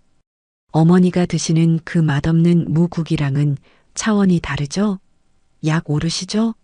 약 올라도 어쩔 수 없어요. 이 집의 진짜 주인은 이제 저랑 우리 프린스니까요. 어머니는 그냥 조용히 방에만 계시면 되는 거예요. 아시겠어요? 저는 온몸이 부들부들 떨리는 것을 느꼈습니다. 저건 단순한 조롱이 아니었어요. 제 존재 자체를 벌레처럼 여기는 인간에 대한 최소한의 예의조차 내팽개친 잔인한 말이었습니다. 저는 그 즉시 화면 녹화 버튼을 눌렀습니다. 가영이의 저주와도 같은 목소리, 프린스와 마주 앉아 스테이크를 먹는 그 모든 장면이 제 핸드폰에 고스란히 담겼습니다. 이 영상은 제 아들 동식이의 심장에 박힐 가장 날카로운 비수가 될 것이었습니다. 그날 밤 저는 일부러 아주 늦은 시간에 집으로 돌아갔습니다. 동식이는 이미 퇴근해서 거실 소파에 앉아 저를 기다리고 있었죠. 엄마, 이제 와? 동생분 생신은 잘 챙겨드렸고? 뭐냐? 오랜만에 보니 좋더구나. 저는 아들의 옆에 조용히 앉았습니다. 그리고는 아무 말 없이 방금 전까지 제 가슴을 들끓게 했던 그 동영상을 동식이의 핸드폰으로 전송했어요. 이게 뭐야, 엄마? 동식이는 의아한 표정으로 핸드폰을 들여다보았습니다. 곧이어 화면에서는 가영이가 프린스와 함께 스테이크를 먹는 기괴한 저녁 식사 장면이 재생되기 시작했죠. 그리고 CCTV를 향해 저를 조롱하고 저주하는 가영이의 목소리가 거실에 선명하게 울려 퍼졌습니다.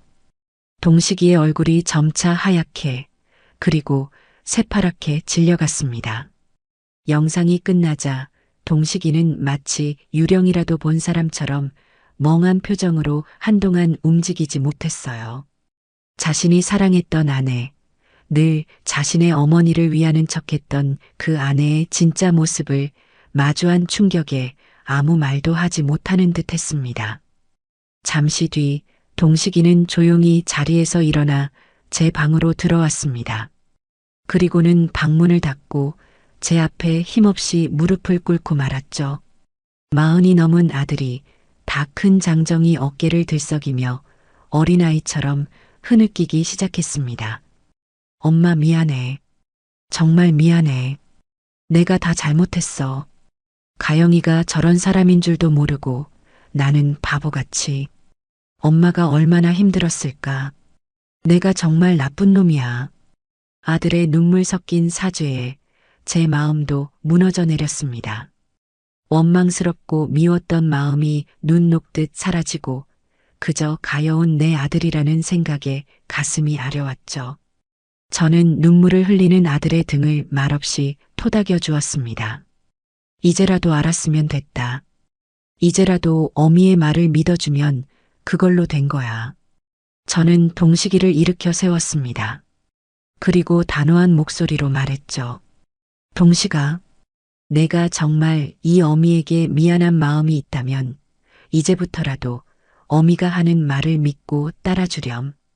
더 이상 너의 아내와 이 어미 사이에서 저울질하며 방관해서는 안 된다. 내가 바로 서야 이 모든 것을 바로잡을 수 있어. 동식이는 눈물로 젖은 얼굴로 힘겹게 고개를 끄덕였습니다. 그 눈빛에는 더 이상 우유부단한 남편의 모습이 아니었어요. 뒤늦게나마 진실을 마주하고 자신의 잘못을 바로잡으려는 아들의 굳은 결의가 담겨 있었습니다. 그날 밤 동식이는 가영이가 돌아오기를 기다렸습니다. 밤늦게 친구들을 만나고 들어온 가영이는 거실에 돌부처처럼 앉아있는 동식이를 보고는 의아한 표정을 지었죠. 자기야, 안 자고 뭐 했어? 나 기다렸어? 동식이는 아무 대답 없이 텔레비전 화면에 자신의 핸드폰을 연결했습니다. 그리고 거대한 텔레비전 화면 가득 가영이와 프린스의 마지막 만찬 영상이 재생되기 시작했죠. 자신의 추악한 민낯이 거실을 가득 채우자 가영이의 얼굴은 순식간에 사색이 되었습니다. 이게 뭐야? 당신 이거 어디서 났어? 어디서 났는지가 중요해? 이게 사람으로서 할 짓이라고 생각해? 우리 엄마한테 어떻게 이런 짓을 할 수가 있어? 동식이는 평생 처음으로 가영이에게 언성을 높였습니다. 하지만 가영이는 자신의 잘못을 인정하고 용서를 빌기는커녕 오히려 적반하장으로 나왔습니다.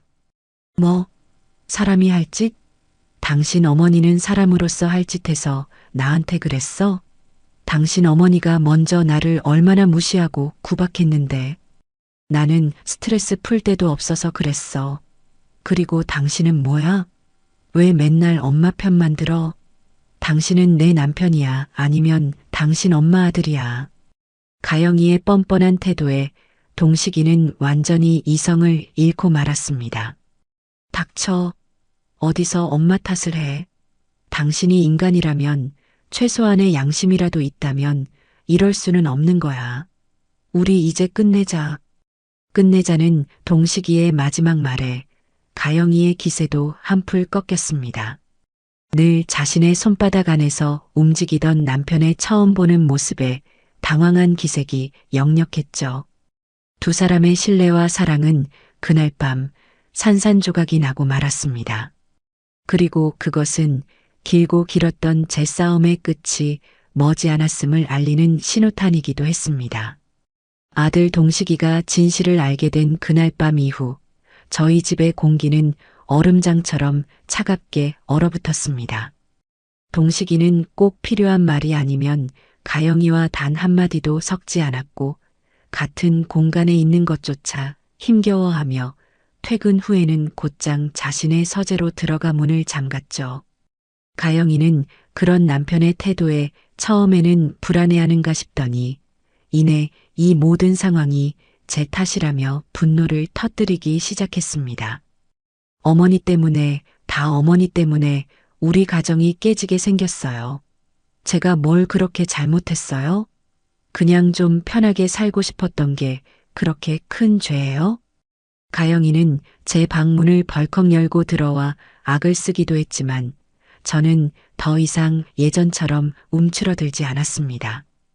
그저 묵묵히 제 할 일을 할 뿐이었죠. 제 침묵이 가영이에게는 더 큰 공포로 다가왔던 모양입니다. 자신이 무슨 짓을 저질렀는지, 그리고 그 대가가 무엇일지 어렴풋이 짐작하기 시작한 것이겠죠. 궁지에 몰린 쥐는 고양이를 문다고 하던가요. 가영이는 자신의 무너진 성을 지키기 위해 마지막 발악을 준비하고 있었습니다. 그녀의 마지막 발악은 역시나 돈을 향해 있었죠. 동식이가 등을 돌리자 가영이는 이혼하게 될 경우를 대비해 제 재산을 어떻게든 자신의 몫으로 빼돌릴 궁리를 하기 시작했습니다. 제가 그 사실을 알게 된 것은 아주 우연을 가장한 필연 덕분이었어요. 그날 오후 저는 거실에서 뜨개질을 하며 일부러 깜빡 잠이 든 척 소파에 기대어 있었습니다. 제 연기가 어찌나 실감났는지 가영이는 제가 깊이 잠들었다고 확신한 모양이었어요. 베란다로 나가 어디론가 다급하게 전화를 걸더군요. 저는 소파 쿠션 뒤에 숨겨두었던 녹음 기능이 켜진 핸드폰을 귀에 바짝 댄 채 숨을 죽였습니다. 네, 세무사님. 저번에 상담 드렸던 신가영입니다. 네. 잘 지내시죠? 다름이 아니라 저희 시어머니 명의로 된 상가건 말인데요. 그걸 지금 남편이랑 저 공동 명의로 증여받는 형식으로 처리하려면 절차가 어떻게 되죠? 저는 제 귀를 의심했습니다. 제 상가 건물을요? 남편이 제게 남겨준 유일한 노후 대비 자산을 저 몰래 자신들의 명의로 돌려놓을 계획을 세우고 있었다니요.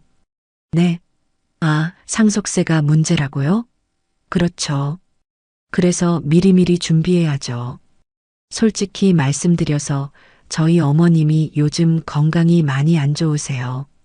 언제 어떻게 되실지 몰라서 기가 막혀 말이 나오지 않았습니다. 멀쩡히 살아있는 사람을 당장이라도 세상을 떠날 것처럼 말하며 제 재산을 가로챌 궁리만 하고 있었던 겁니다. 그러니까 제 말은 어머님이 갑자기 돌아가시기라도 하면 상속세 폭탄 맞기 전에 미리 증여 형식으로 작업을 해놓는 게 절세에 훨씬 유리하다는 말씀이시잖아요. 네, 알겠습니다. 그럼 필요 서류 준비해서 다시 연락드릴게요. 가영이는 만족스러운 목소리로 전화를 끊었습니다. 그 통화 내용은 한마디도 빠짐없이 제 핸드폰에 선명하게 녹음되었죠. 저는 잠에서 막 깬 사람처럼 일부러 부스스한 모습으로 일어나 기지개를 켰습니다. 가영이는 베란다에서 나오다 저와 눈이 마주치자 화들짝 놀라더군요. 어머니, 주무시는 거 아니었어요? 응, 잠시 졸았나 보구나. 날이 좋아서 그런지 잠이 솔솔 오네. 저는 아무것도 모른다는 듯 천진하게 웃어 보였습니다. 가영이는 애써 표정을 관리하며 안도의 한숨을 내쉬었죠. 저는 그날 저녁 퇴근한 동식이에게 조용히 그 녹음 파일을 들려주었습니다. 자신의 어머니가 당장 죽기만을 기다리는 사람처럼 말하며 재산을 빼돌릴 궁리를 하는 아내의 목소리를 들은 동식이의 얼굴은 이제는 더 이상 창백해질 수 없을 만큼 하얗게 질려 있었습니다. 그것은 아내에 대한 마지막 남은 신락 같은 미련마저 완전히 끊어내는 확인 사살과도 같은 순간이었죠. 그리고 며칠 뒤 저는 이 모든 지긋지긋한 연극을 끝낼 마지막 무대를 준비했습니다. 그날은 동식이의 생일이었어요. 저는 오랜만에 실력을 발휘해 아들이 좋아하는 음식들로 상다리가 휘어지게 저녁상을 차렸습니다. 갈비찜, 잡채, 미역국까지. 집안에는 오랜만에 음식 냄새가 진동했죠. 어색한 분위기 속에서도 동식이는 제 정성을 생각해 억지로 자리에 앉았고 가영이도 마지못해 그 맞은편에 앉았습니다. 아무 말 없이 식사만 이어지던 그 숨막히는 정적 속에서 제가 조용히 입을 열었습니다. 오늘따라 우리 프린스가 기운이 없어 보이네. 밥은 먹었니? 제 뜬금없는 질문에 동식과 가영의 시선이 제게로 향했죠. 가영이는 경계심 가득한 눈으로 저를 쏘아보며 퉁명스럽게 대답했습니다. 네. 아까 사료 줬어요. 저런. 사료만 먹어서 기운이 없나 보구나. 특식을 좀 챙겨줘야지. 저는 그 말을 마치고 자리에서 일어나 부엌으로 향했습니다. 그리고 찬장에서 얼마 전 가영이가 제게 개밥국을 끓여주었던 바로 그 뚝배기와 똑같이 생긴 것을 꺼내 들었죠. 그리고는 남은 사료를 그 뚝배기에 가득 부어 프린스가 늘 밥을 먹는 거실 구석 자리에 내려놓았습니다. 달그락. 뚝배기가 바닥에 놓이는 소리와 함께 가영이의 얼굴에서 핏기가 싹 가시는 것을 저는 똑똑히 보았습니다. 손에 들고 있던 수저를 접시에 떨어뜨릴 정도로 사색이 되어 저를 바라보더군요. 동식이는 아직 상황 파악이 되지 않는지 어리둥절한 표정으로 제게 물었습니다. 엄마, 그 뚝배기는 왜 프린스 밥그릇으로 써요? 사람 쓰는 그릇인데. 저는 아주 온화하고 자애로운 미소를 지으며 아들을 향해 말했습니다. 제 목소리는 조금의 떨림도 없이 맑고 단단했죠. 아니다, 아들아. 내가 가만히 보니 이게 원래 이거 주인이 따로 있었던 것 같아서 그런다. 그저 제자리를 찾아준 것뿐이야. 그 순간 동식이의 눈빛이 흔들리기 시작했습니다. 제 말의 의미, 그리고 하얗게 질린 채 아무 말도 못하고 입술만 파르르 떨고 있는 아내의 표정이 무엇을 의미하는지 그제야 모든 조각을 맞추기 시작한 것이죠. 동식이는 믿을 수 없다는 표정으로 저와 가영이를 번갈아 쳐다보았습니다. 거실에는 프린스가 뚝배기 속 사료를 맛있게 먹는 소리만이 섬뜩할 정도로 선명하게 울려 퍼졌습니다. 그것은 가영이의 죄를 고발하는 소리이자 이 집안의 위선적인 평화가 끝났음을 알리는 장송곡과도 같았죠. 동식이의 생일잔치는 그렇게 최악의 만찬으로 끝이 났습니다.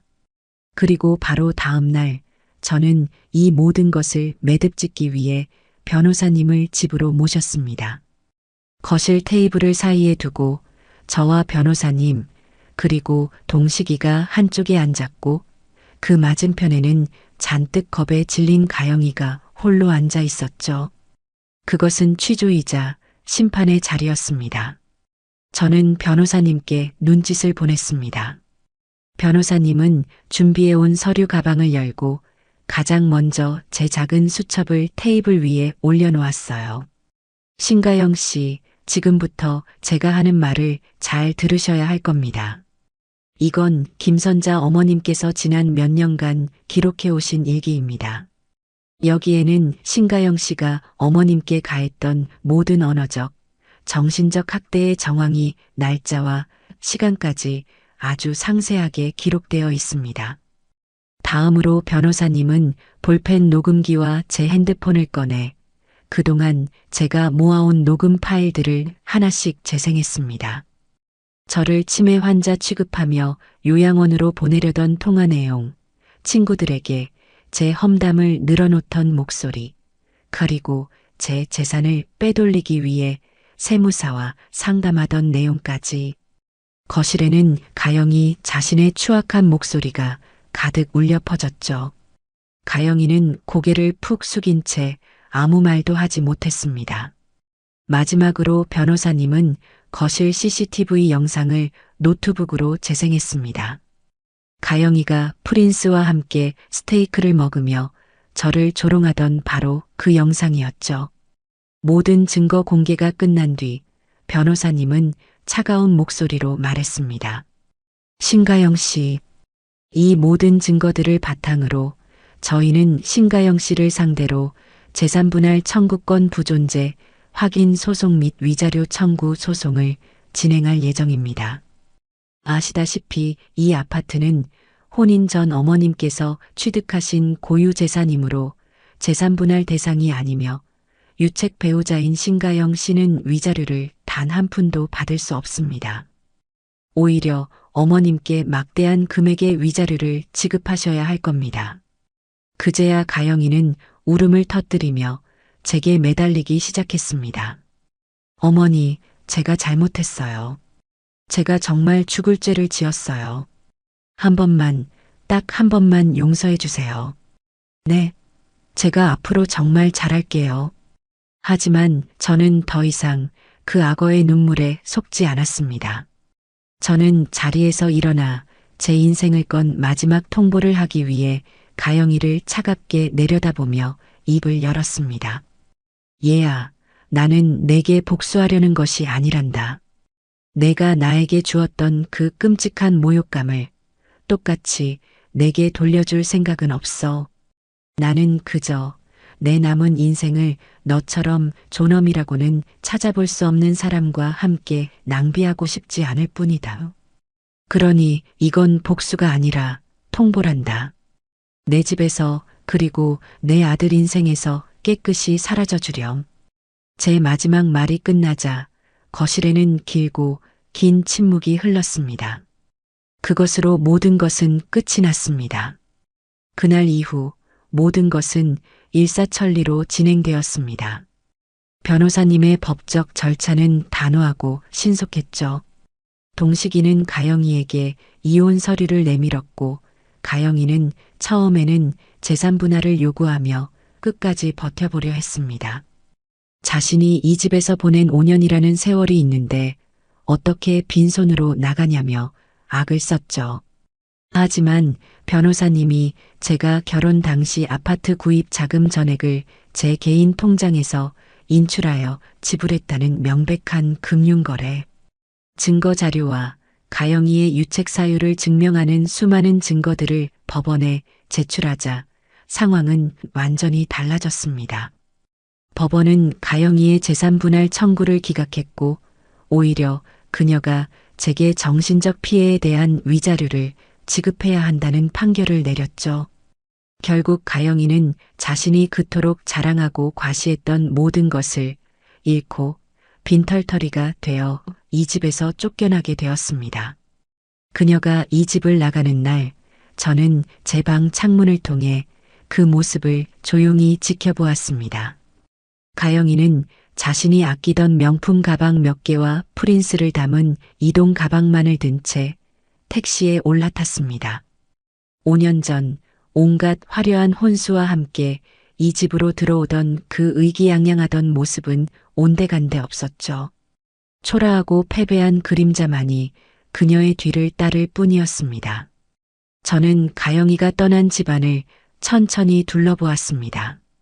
거실 한복판을 차지하고 있던 프린스의 값비싼 집과 장난감들이 사라지자 집이 훨씬 넓고 환해진 것 같았어요. 동식이는 텅 빈 거실을 보며 허탈한 표정을 짓고 있었지만 저는 그 아이의 얼굴에서 후련함 또한 읽을 수 있었습니다. 지긋지긋했던 악연의 고리가 드디어 끊어진 것이었죠. 궁지에 몰린 가영이는 자신의 친구들에게 연락해 저와 동식이가 얼마나 악독하게 자신을 내쫓았는지 눈물로 호소하며 동정을 구하려 했던 모양입니다.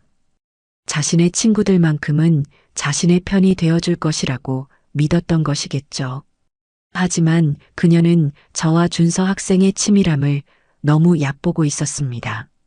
저는 준서 학생의 도움을 받아 예전에 녹음해두었던 가영이의 통화 파일들을 편집했습니다. 바로 가영이가 자신의 친구들을 험담하던 내용들이 담긴 파일이었죠. 김민정? 걔는 명품만 밝히는 속물이야. 남편 돈 아니면 아무것도 아니잖아. 박수진 남편 얼마 전에 사업부도 났다며? 어쩐지 요즘 나한테 돈 빌려달라는 소리를 하더라. 걔랑은 이제 연락 끊어야지. 등등 입에 담기 힘든 말들이 가득했습니다. 준서 학생은 익명의 이메일 계정을 만들어 각각의 녹음 파일을 해당 친구들에게 정확하게 전달했습니다. 자신의 험담이 담긴 녹음 파일을 직접 듣게 된 친구들의 반응은 불을 보듯 뻔했죠. 얼마 지나지 않아 동네 미용실에 갔다가 우연히 그 친구 중 한 명의 통화 내용을 엿듣게 되었습니다. 나야. 너도 신가영한테 연락 왔었어? 어머, 미친 거 아니야? 자기가 내 욕하고 다닌 녹음 파일까지 돌아다니는데 뭐가 억울하다고 우리한테 연락을 해? 나 걔 번호 바로 차단해버렸잖아. 정말 인간 말종이야. 결국 가영이는 마지막 동아줄이라고 생각했던 인간관계마저 모두 잃고 세상에 완벽하게 혼자 버려지게 되었습니다. 그녀가 쌓아 올렸던 허영과 위선의 성이 이렇게 허무하게 무너져 내린 것이죠. 그 후로 가영이에 대한 소식은 한동안 들려오지 않았습니다. 저도 굳이 궁금해하지 않았어요. 하지만 몇 달 뒤 저는 아파트 부녀회장을 통해 가영이의 마지막 소식을 전해 듣게 되었습니다. 허름한 원룸으로 쫓겨난 가영이에게 남은 것은 오직 프린스뿐이었는데 당장 자신의 생계도 막막한 처지에 프린스의 최고급 유기농 사료와 간식 그리고 미용 비용을 감당할 능력이 없었던 모양입니다. 결국 가영이는 어느 날 밤 동네 공원 벤치에 프린스를 묶어두고 몰래 도망치려다 순찰을 돌던 동물보호단체 봉사자들에게 발각되었다고 해요. 봉사자들이 왜 그랬냐고 묻자 나도 먹고 살기 힘든데 개새끼까지 책임질 여유가 어디 있느냐며 오히려 악을 썼다고 하더군요. 그토록 우리 프린스, 내 아들이라며 애지중지하던 모습은 다 어디로 가고 결국 자신이 가장 귀하게 여기던 것마저 스스로 내팽개쳐 버린 겁니다. 그 소식을 듣는 순간 저는 분노나 통쾌함보다는 깊은 연민을 느꼈습니다. 타인의 존엄은 물론이고 자신에게 의지하던 작은 생명의 존엄까지도 아무렇지 않게 짓밟는 그녀의 인생이 참으로 가엾고 불쌍하다는 생각이 들었죠. 동물보호단체에 구조된 프린스는 다행히 얼마 지나지 않아 마당이 있는 좋은 집으로 입양되었다고 합니다. 이제는 더 이상 비싼 사료나 명품 옷이 아닌 진심 어린 사랑을 받으며 행복하게 지내고 있겠죠. 모든 것이 제자리를 찾아간 셈입니다. 지루했던 장마가 끝나고 눈부신 햇살이 쏟아지던 어느 가을 아침이었습니다. 집안의 모든 혼란이 정리되고 평온이 찾아왔지만 제 마음속에는 새로운 결심이 단단하게 자라나고 있었죠. 아침 식사를 마친 뒤 저는 동식이를 거실 소파에 앉히고 그 맞은편에 조용히 앉았습니다. 동식아, 할 말이 있단다. 제 진지한 표정에 동식이는 긴장한 듯 마른 침을 삼켰습니다. 저는 부드럽지만 흔들림 없는 목소리로 제 결심을 이야기했죠. 나 이 집에서 나가서 따로 살아야겠다. 동식이의 눈이 동그래졌습니다. 전혀 예상하지 못했다는 표정이었죠. 엄마, 그게 무슨 말이야? 이제 가영이도 없고 우리 둘이서 편하게 살면 되는데 왜 나가? 혹시 아직도 나한테 화난 것 때문에 그래? 내가 앞으로 정말 잘할게, 엄마. 제발 그런 말 하지 마. 아들은 제 바짓가랑이라도 붙잡을 것처럼 애원했습니다.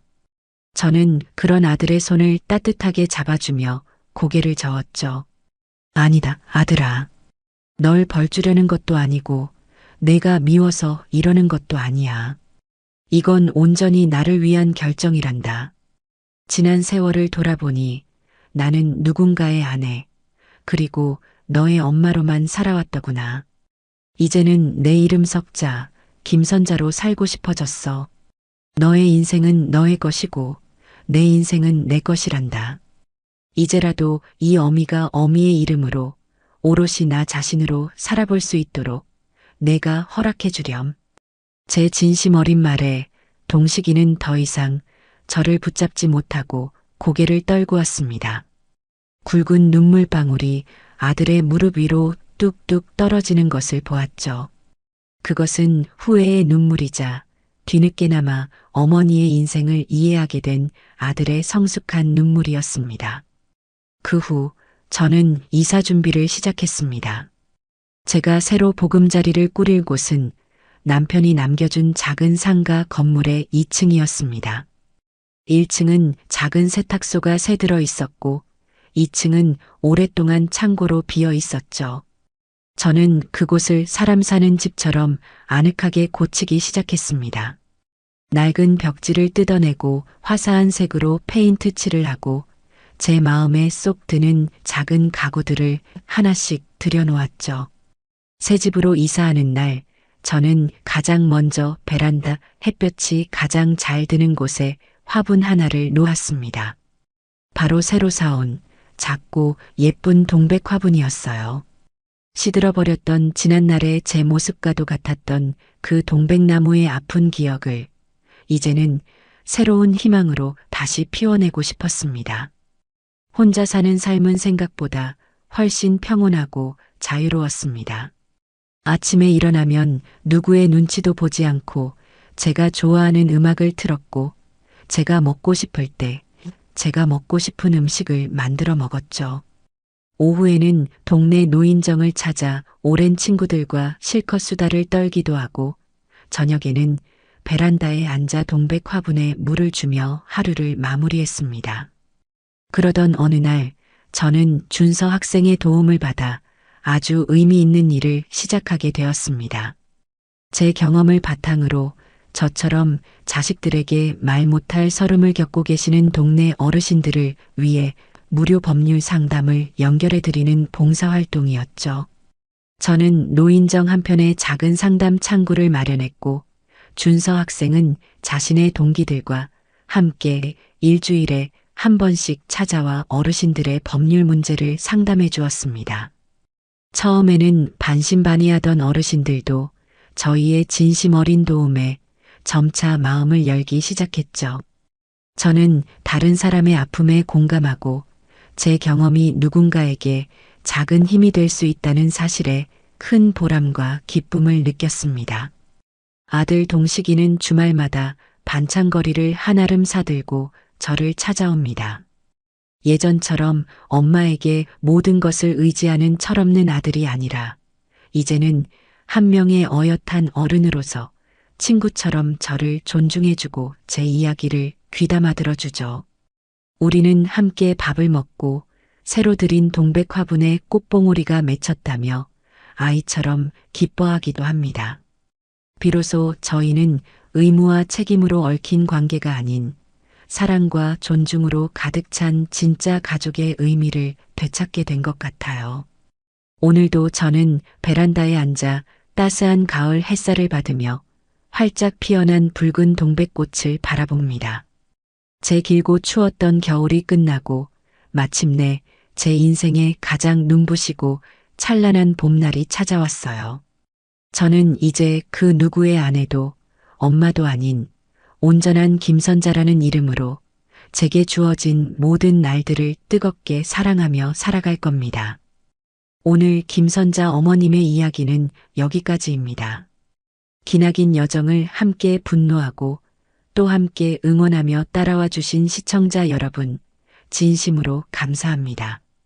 먹다 남은 개밥으로 국을 끓여준 며느리의 만행은 정말이지 상상만으로도 피가 거꾸로 솟는 기분인데요. 만약 시청자님이 김선자 어머님의 입장이었다면 어느 순간에 가장 먼저 반격을 결심하셨을 것 같나요? CCTV 영상 속 며느리의 조롱을 목격했을 때였을까요? 아니면 그 이전이었을까요? 또 이 모든 상황을 알면서도 방관으로 일관했던 아들 김동식에게는 어떤 말을 해주고 싶으신가요? 여러분이 생각하는 가장 통쾌하고 속 시원했던 사이다 장면은 어디였는지도 정말 궁금합니다. 여러분의 소중한 댓글 하나하나가 제게 큰 힘이 됩니다. 다른 분들의 지혜로운 생각을 함께 나누며 마침내 자신의 이름으로 새로운 봄날을 맞이한 우리의 주인공 김선자 어머님을 다 함께 응원해 주세요.